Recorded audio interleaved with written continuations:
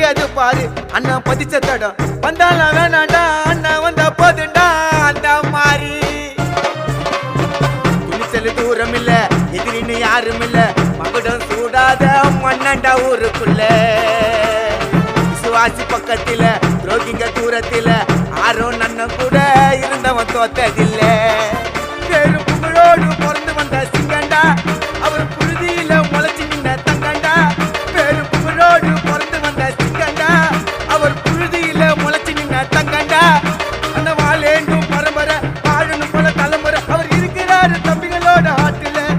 அண்ணன் உருவாக்குன அந்த கட்டெல்லாம் கோட்டில அண்ணன் ஆர்கியூமெண்ட்ல சதுரிடா எல்லாரும்